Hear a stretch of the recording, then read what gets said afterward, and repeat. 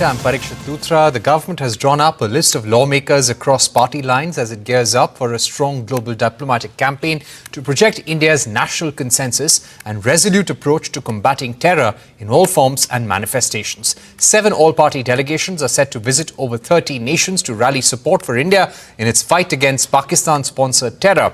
3 of these 7 delegations will be led by MPs belonging to opposition parties. However, the list has not been without its share of controversies. Congress MP, former Minister of State for External Affairs and former diplomat Shashi Tharoor is leading one of the delegations. The Congress has said that his name was not nominated by the party. The Trinamool Congress, meanwhile, withdrew the name of Yusuf Pathan. Party Supremo Mamta Banerjee said the centre cannot decide the name on their own. Minor issues aside, there has been a broad consensus along party lines on the need to put forth India's views on the world stage.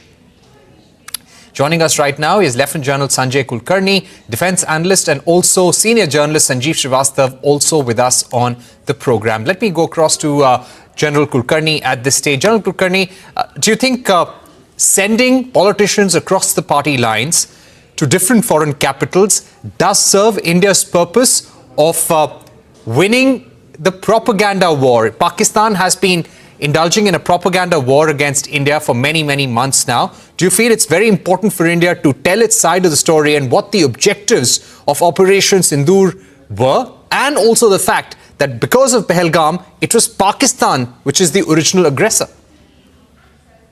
Parikshit, thank you very much. I think, yes, definitely there's a need because Pakistan has an excellent PR work.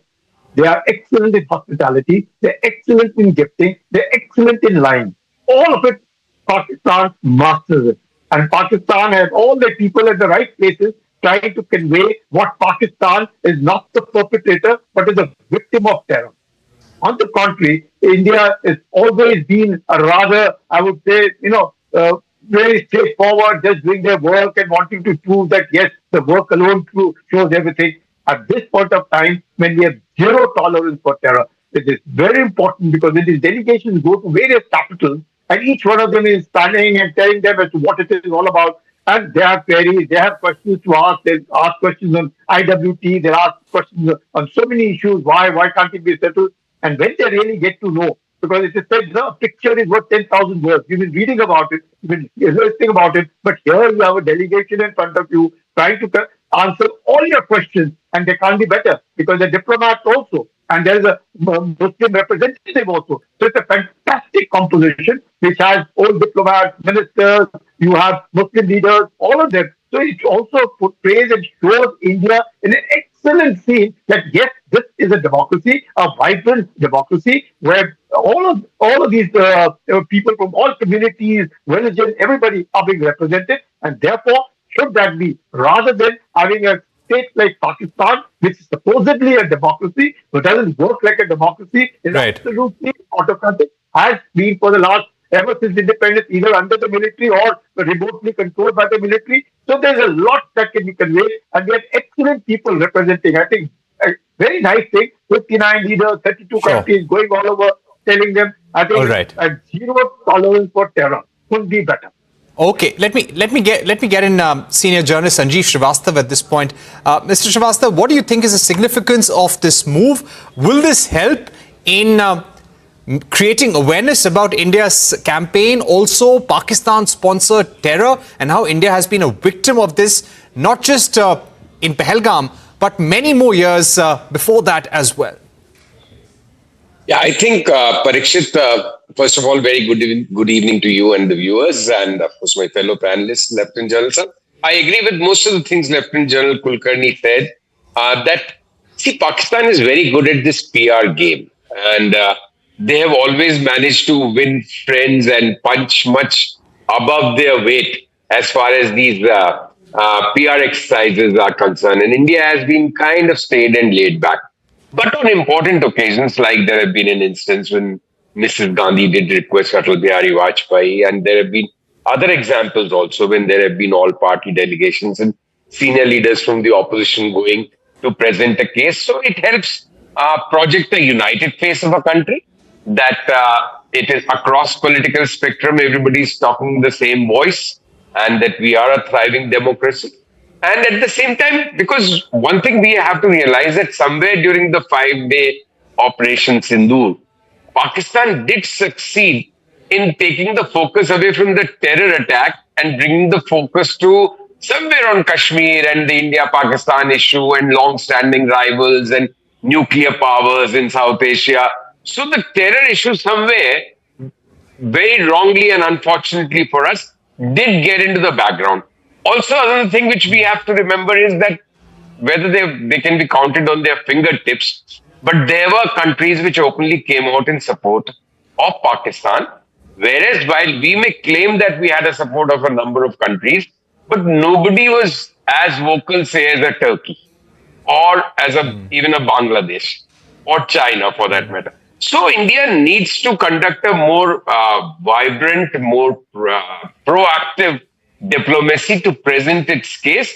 And what better than sending an all-party delegation, which gives the right face of unity in diversity and the rich traditions, democratic traditions, which India represents. I think it's a fairly justified move. And it's definitely worth a try. We can never be sure about the outcome, but definitely one needs to keep trying. Right. That's an important point. Let me go back to General Kulkarni at this point. General Kulkarni, if we want to have an effective campaign, it cannot stop here. How do you think we need to have a more sustained campaign in the months to come? And if we have to win this continuous war, we are at a continuous war with Pakistan when it comes to terrorism. We will not be fighting all the time, but that war is always on in some form or the other. So if you want to win it, how do you make sure that your campaign is effective and more long-term? Parikshit, just as an example, I didn't hear Sanjay what he said, but you were hearing both of us. So it's like that. You know, when they have delegations go there, you'll have delegations coming even from Pakistan over there. You'll have delegations going from India also over there. Almost the same countries are going to be listening to both sides. It's very effective because after all said and done, there are lots of fog. You know, not many people really know what is really on ground, what's happening. There are questions. There are certain people who will be more inclined, and the West per se is actually more inclined towards Pakistan for whatever the reasons it may be over the years. Geopolitical interests of America over the years, interests of China, interests of so many countries over there. What Pakistan has been doing. Can you imagine a country which is being bailed out for the 24th or the 25th time from IMF? Who's controlling IMF? So there's so many things how Pakistan puts across its case, how we are putting across our case. So people over there are very wise. Sooner or later they come to know, yes, it's Pakistan, which is the not victim but perpetrator. Pakistan is using terrorism as an instrument of state policy. They also now need to take care that most of the terrorist activities happening all over the world, they have a lead which goes down to Pakistan. So there's so much that is being said. And in the world today, information and keeping people informed, though of course there's so much of media, so much of social, but nothing like people coming there and putting across their case that this is what it is, this is what has happened in Peldam. Why is why is Pakistan insisting on having an international delegation coming to see what it is? Why we are saying that this is what it is? How Pakistan is involved? How neat work it does? These are the leaders. These are the people who are they protecting. Masood Azhar's family being wiped out. They give a state funeral. Look at all this, what is happening. So there's so much ISI is giving out its own report.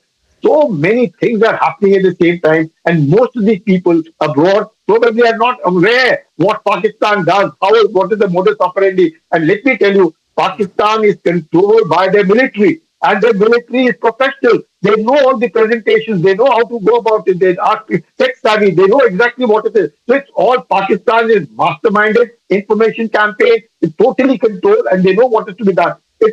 It's very important for this Indian delegation, and I think it's an excellent move. It should be done very often, sustainable, so that at all times, even our diplomatic staff must increase in number. The people around the world must be told in no uncertain terms that look, Pakistan is not a normal state. It is a rogue state which has a nuisance value, and you better be careful. That is why all these things are being done. They will have difficult questions. I'm sure the delegation answers all of it. The delegation is brief, and within this, all party delegations within India also unanimous views, unanimous viewpoints coming up. Muslim leaders are part of each of these delegations. I think it's excellent, and it should.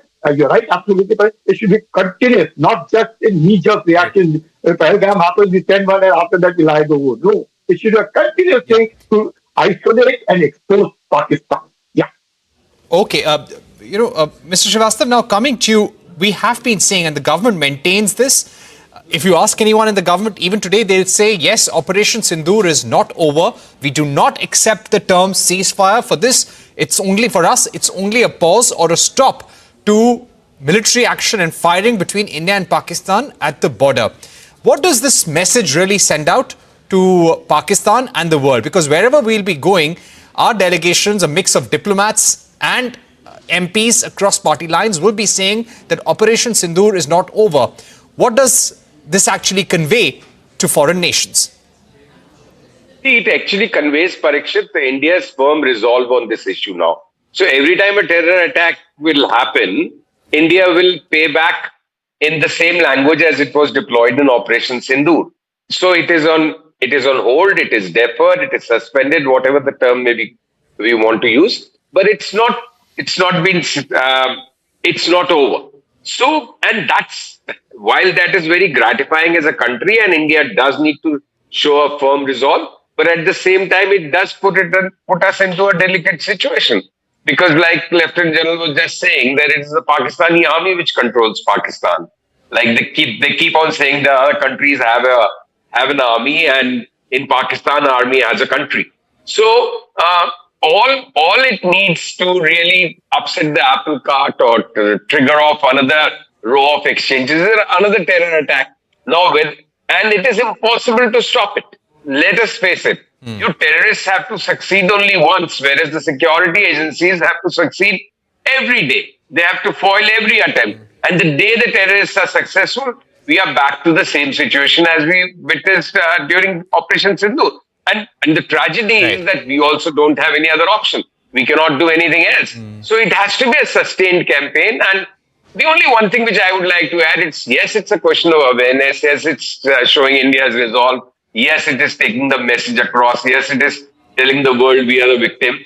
But then there are cases where people already know it. But because of their own self-interest, their geopolitical interests, their locational, their geography, their interests where they lie, you cannot make a person who is already awake open his eyes, because their eyes are already open. They still choose to look the other way and kind of hyphenate India, Pakistan and equate the two, which is the bigger battle which India needs to continue to fight, and this is the way forward. Okay. All right. We've run out of time, no sir. No gainsaying the fact that it should be done. Yes. Yes, it has to be done, but it has to be done effectively in a more sustained manner, and there has to be a multi-pronged approach as well. Lieutenant General Kulkarni, Sanjay Srivastav, thank you very much for joining us on the program. Now, we have seen defence stocks being in focus because, yes, the government is going in for emergency procurements, and there is a belief that government will now acquire more air defence systems, equipment related to air defence, more ammunition, and maybe more drones in future as well. Defence mutual funds are on a sharp upward march after months of lukewarm performance. These funds have delivered double-digit gains in just 1 month. Shivani Bazars breaks down what's behind this rally and which funds have gained the most. Well, absolutely. After a quiet few months, defence mutual funds are suddenly back in the spotlight, clocking average 1 month returns of nearly 17.7%.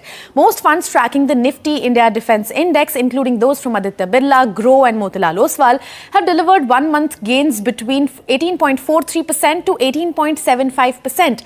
The only actively managed scheme in this entire portfolio is HDFC Defence Fund, which still returned 13.67% in 1 month. This rebound, remember, comes after a choppy 6-month phase. In February, these same funds were deep in the red. Grow ETF FOF was down 4.89%. Motilal Oswal Defence ETF fell 4.2%. And HDFC Defence Fund dropped 8.03%. Even in January, many saw double-digit losses ranging from minus 14.6% to minus 15.1%. So what has changed? First, obviously, Operation Sindoor that triggered a surge in investment sentiment towards towards the defence stocks and defence companies.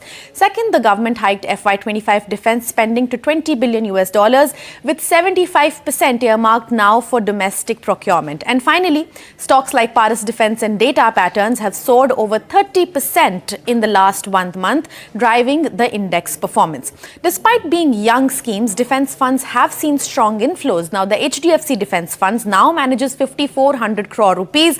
Remember, this was at 1,000 crore rupees in the NFO period, so it's a 5-fold jump. While Motilal Oswal's index fund has also built an AUM nearly of 2,900 crore rupees in the last 2 years. With retail investors now turning into India's defence push, these funds may no longer be niche bets, but a rising part of thematic playbook in India. Back to you. And time for a short break, but coming up, the Indian government has imposed fresh import restrictions on Bangladesh. A special discussion with former Indian ambassador to Bangladesh, Veena Sikri, when we're back.